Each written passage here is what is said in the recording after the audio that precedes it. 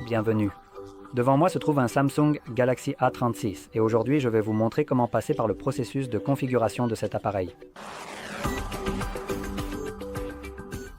Lorsque vous l'allumez pour la première fois, vous arrivez sur cette page juste ici qui fait défiler différentes langues.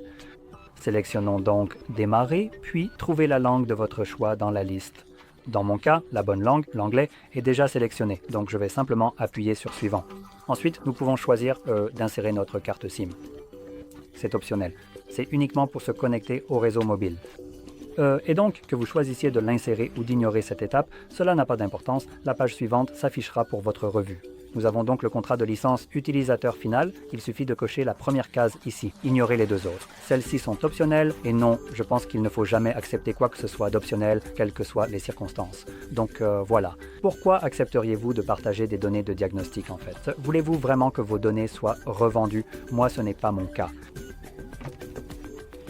En passant à la page suivante, on a la configuration facile avec un autre appareil. Cela se fait avec l'application Samsung. Je ne me souviens plus du nom, mais c'est quelque chose avec Share. Laissez-moi vérifier rapidement.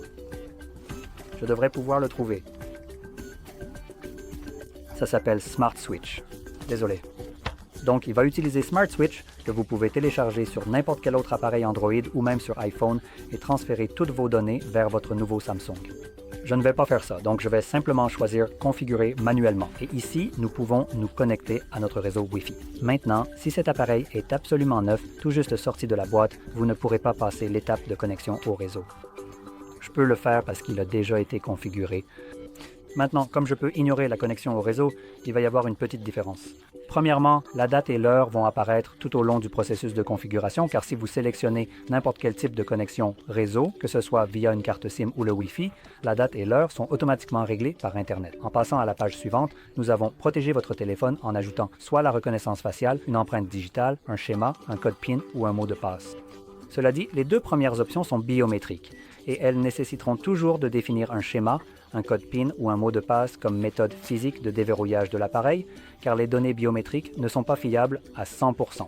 Donc, dans les cas où elles échouent à déverrouiller votre appareil, il vous reste l'une de ces trois options. Sinon, vous pouvez aussi choisir de ne pas protéger votre appareil du tout, mais ce n'est vraiment pas quelque chose que je recommanderais, car votre appareil contient vos données personnelles. Donc, si vous perdez votre téléphone, n'importe qui peut y accéder. Ensuite, nous avons les services Google, comme la localisation et l'envoi de données utilisateurs et de diagnostic. Vous pouvez désactiver tout cela, mais soyons honnêtes, ça vient de Google, donc ce n'est pas comme si ça allait vraiment changer grand-chose. Il y a une raison pour laquelle les grandes entreprises se retrouvent constamment dans des recours collectifs. Et ce n'est pas parce qu'elles sont particulièrement dignes de confiance. Je vais passer à la page suivante en ignorant complètement ça. Ensuite, il y a les services Samsung, comme l'autobloqueur. Oui, désactivez-le tout de suite. C'est une nouvelle fonctionnalité qui sert essentiellement à bloquer l'installation des APK que vous pourriez télécharger, par exemple, depuis un navigateur. Si ça a l'air agaçant, c'est parce que ça l'est et ça n'a vraiment aucune autre utilité. Voyons voir. Est-ce qu'il y a autre chose? Données personnalisées? Non. Ça aussi, ça semble plutôt intrusif. Et les services de personnalisation? Tout ce qui ressemble à des services ou des données, ça paraît intrusif. Vous pouvez lire exactement de quoi il s'agit. Personnellement, je ne prends jamais la peine de le faire parce que c'est juste du charabia pour quelque chose qui ne m'intéresse même pas. Le téléphone fonctionnera comme un téléphone pour moi, donc partager des données ou faire quoi que ce soit de ce genre ne change vraiment rien à la façon dont j'utilise l'appareil, donc ça m'est égal. Mais vous pouvez parcourir tout ça. Peut-être qu'il y a quelque chose que vous trouverez utile. Ensuite, on a le choix du mode d'affichage, ou en gros le choix du thème, et on a le mode clair et le mode sombre. Donc vous pouvez choisir celui que vous préférez. Je choisis le mode sombre. C'est en tout cas ce que je vais choisir. Et on a pratiquement terminé. Accueil. Nous sommes maintenant sur notre écran d'accueil.